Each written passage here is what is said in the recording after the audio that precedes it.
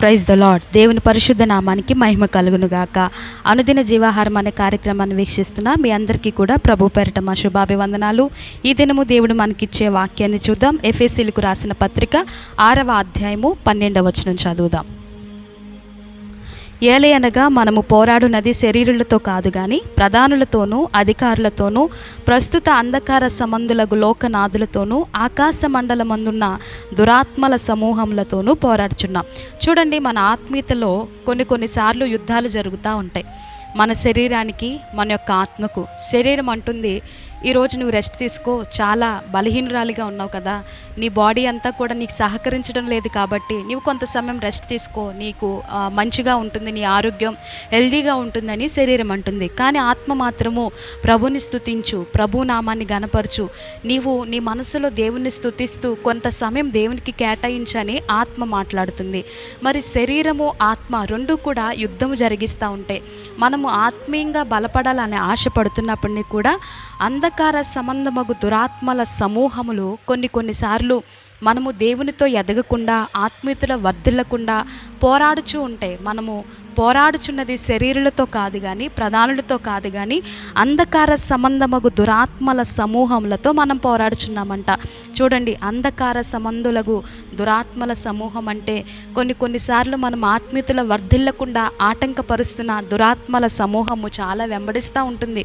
మనం ఆత్మీయతలో వర్ధిల్లాలని ఆశపడినప్పుడే, ఉపవాసం ఉండి ప్రార్థించాలన్నప్పుడే, కొన్ని గంటలు దేవునితో గడపాలనుకున్నప్పుడే ఆటోమేటిక్గా ఈ యొక్క దురాత్మల సమూహము ఎంతో పోరాడుచు మన మీద యుద్ధాన్ని ప్రకటిస్తూ అవి మనకి తెలియకుండానే పోరాటం జరిగిస్తూ ఉంటాయి.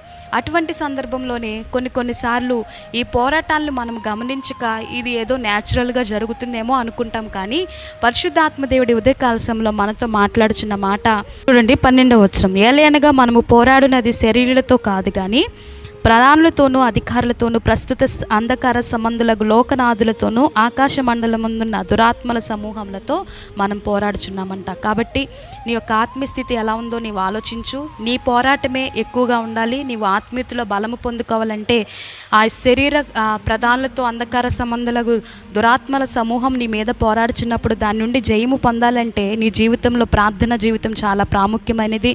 ప్రార్థన అనేటువంటి ఆయుధాన్ని నీవు ధరించుకోవాలి. వాక్యం అనే డాలును నీవు చేత పట్టుకున్నప్పుడు ఆ అంధకార సంబంధమగు దురాత్మల సమూహం నీ మీద ఏలుబడి చేసినా, నీ మీద ఎంతగానో పోరాడుచున్నా సరే దానిని నువ్వు జయించగలవు గనక.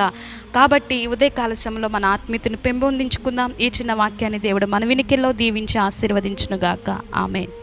చిన్న ప్రార్థన. స్తోత్రమయ్యా, పరిశుద్ధుడై ఉదయకాల సమయంలో నీవు మాట్లాడినట్లుగా అయ్యా, మేము పోరాడుచున్నది శరీరులతో కాదు, ప్రధానులతో కాదు కానీ అంధకార సంబంధమగు దురాత్మల సమూహములతో పోరాడుచున్నామని నీ వాక్యం చేత మమ్మల్ని ఎంతో బలపరుస్తున్నావయ్యా. నిజమే, ఎన్నోసార్లు ఆత్మీయతలో వర్ధిల్లాలన్నప్పుడు ఎన్నో ఆటంకాలు ప్రవ్వా, అదంతా కూడా అపవాదైన సాతానే ప్రవ్వా ప్రయోగం చేస్తున్నప్పుడు అయ్యా, మేము పోరాడుటకు నాయన ప్రార్థనా శక్తిని, వాక్యం అనే డాలును, ప్రార్థన ఆయుధాన్ని మా చేత పట్టుకొని దాన్ని జయించలాగిన సహాయం దయచేయండి.